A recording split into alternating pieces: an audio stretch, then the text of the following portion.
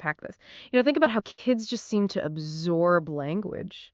It feels almost like, well, magic, It right? really You does. hear they only need exposure to a few million words, which, yeah, sounds like a lot, but compared to how complex language actually is, it's pretty staggering. Hmm. Makes you really wonder, okay, how does the brain do that? How does it build that ability? And like, how does that whole process play out as we get older? That's, one of the huge questions in neuroscience and psychology. And honestly, it's been incredibly difficult to study directly, Right. especially figuring out the neural basis, like what's physically happening inside a young kid's brain while they're learning language.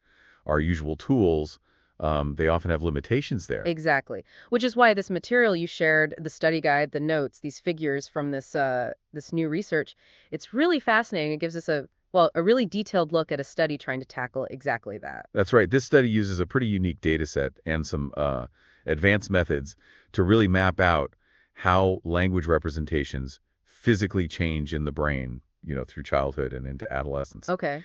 And this is where it gets particularly novel from an academic standpoint. It brings in AI models for comparison to see if they show similar kinds of learning patterns.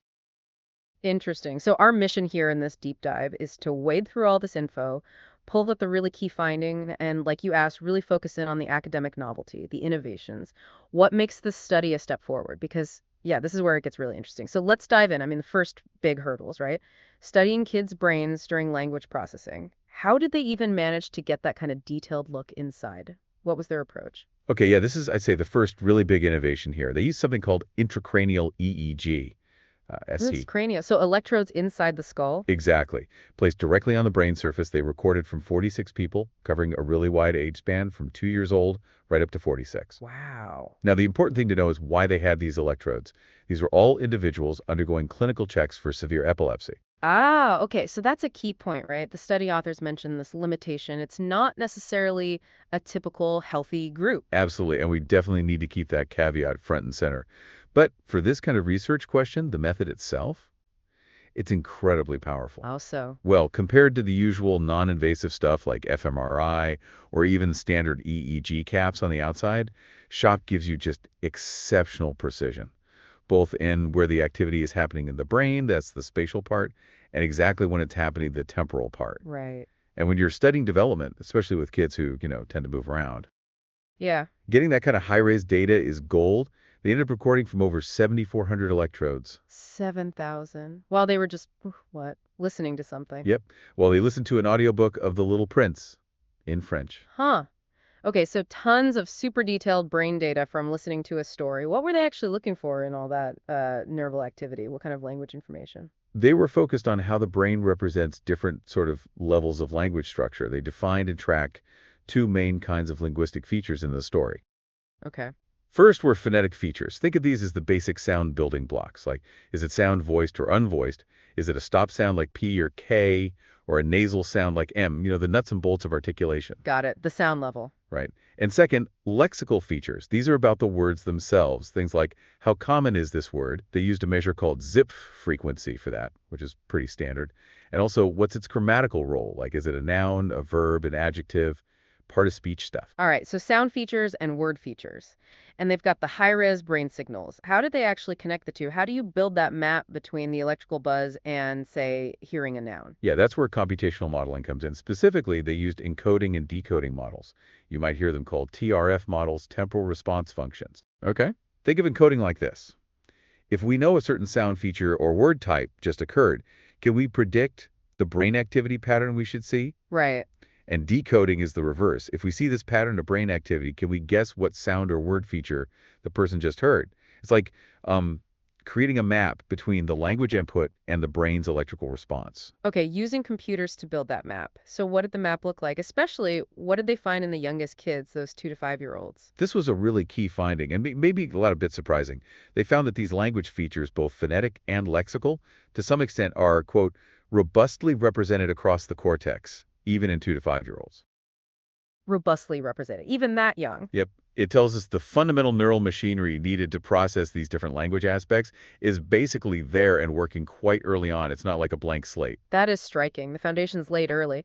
But okay, the sources are also really clear that things change a lot with age. So how does that picture evolve? How does the hierarchy develop? Exactly, and this is where the developmental hierarchy really emerges. Another major finding, when they looked specifically at the phonetic features, the sound processing, Yeah. those were already strongly represented in the main speech processing areas, places like the superior temporal gyrus, the STG, and the sulcus, STS, right there in the youngest kids. And importantly, how strongly they were represented didn't change much with age. So stable early on. Pretty much. And the brain's response to these sounds is fast. It peaks really quickly, about 150 milliseconds after the sound hits the ear. It's like the basic audio receiver part is built early and works consistently. Okay, makes sense. But what about the word level stuff, the lexical features? Ah, that's where you see the big developmental drift. Processing those lexical features is slower. The brain response peaks later, more like 350 milliseconds after the word starts, and it lasts longer. Okay. And crucially, the study states these representations only emerge in the associative cortices of older individuals, and they significantly improve across development. Emerge in older individuals, so they're not really there clearly in the youngest. Well, there might be hints, but the clear, strong, statistically significant representations really become detectable and much stronger in the 6 to 11-year-olds, and especially the 12 plus group. And where in the brain is this happening? This maturation was particularly noticeable in areas like the lateral or inferior frontal cortex, parts of the brain we know are key for higher level language, maybe production, complex process, and also the anterior temporal lobe, the ATL, which is often linked to word meaning and concepts. These regions showed really significant differences between the youngest group and the older ones. So let me see if I've got this. The brain kind of nails down the basic sound processing very early, but figuring out words, what they mean, how they fit together, linking them to everything else we know that takes much longer, and it involves bringing more brain regions online as we mature. That's exactly the picture this study paints. As the brain develops, these language features get, as they put it, broadcast to and represented in an increasingly large cortical network. It spreads out beyond those initial hearing centers. Right. You can actually sort of see it in figure 2A in the materials, the little colored dots showing where language is encoded. They become much more widespread across the brain diagrams in the older groups. Yeah, I see that. Okay, now let's get to the part that I have to say really jumped out at me as a big step, academically speaking. Bringing in the AI models, hmm using things like Wave2Vec 2.0 and Llama 3.1 to shed light on human brain development. That feels really innovative. How did they actually do that comparison? Yeah, this is definitely where the study pushes into new territory. It's a key academic novelty. So instead of just looking at how the brain represents those linguistic features you define, like voiced sound or noun, Right. they looked at the internal representations that the AI models learn themselves. How the AI models see language. Kind of, yeah, how they structure the information internally after being trained on massive amounts of speech or text data.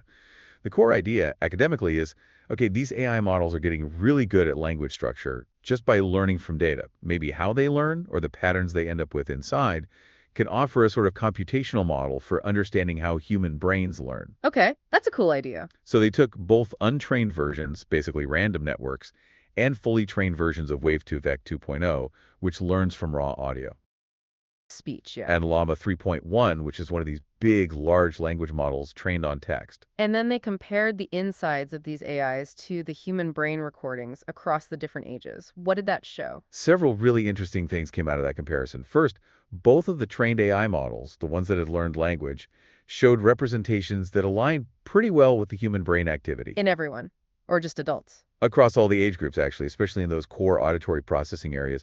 But critically, training the AI models significantly improved how well their internal states matched the brain activity.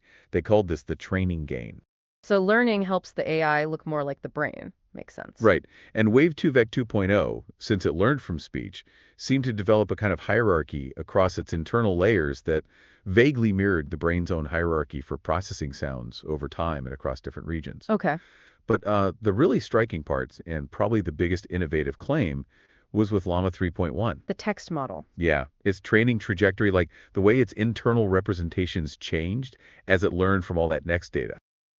Uh-huh. That process seemed to, quote, partially capture the changes in language representations in the developing brain. Specifically, the more complex, perhaps word level or meaning level representations that Llama 3.1 learned later in its training. Those were primarily found to align well only with the brain activity of the oldest participants, the 12 plus group. Wait, so the AI's learning curve matched the human developmental curve. For those later developing representations, yes, that's the suggestion. Figure 6 in the notes illustrates this really well. You can see the brain decoding performance based on Llama 3.1's representations just shoots up significantly with age. Wow. And similarly, that training gain, the improvement from the random model to the trained llama model, was much, much bigger in the older groups than in the youngest kids. So, okay, let me rephrase. It's not just saying a fully trained AI looks kind of like an adult brain, which, yeah, other folks have shown something like that. Right. The real novelty here is suggesting the process of the AI learning from text mirrors, in some way, the process of human brains developing those more sophisticated language abilities later in childhood. That is precisely the academic insight they're putting forward. It hints that maybe there are some shared computational principles underlying how both these artificial systems and our biological brains figure out language structure from exposure, Huh. even though obviously they're vastly different systems and the scale of data is completely different. AI needs way, way more data than a child does. Right, right. But it gives us this new computational angle, a new way to maybe model and understand that incredibly complex unfolding of language in the human brain. That is pretty cool. Okay. Before we wrap this up, though, always good to be critical. What were the major limitations the researchers themselves flagged for this study? Got to understand the boundaries? Absolutely. And they were quite clear, which is good science. The biggest one, as we mentioned earlier, is the participant group. The epilepsy patients. Exactly. Children and adults with severe epilepsy who needed the SIG implants for clinical reasons. So the findings might not perfectly generalize to language development in, typically developing brains. Okay, what else? They also mentioned the sample size.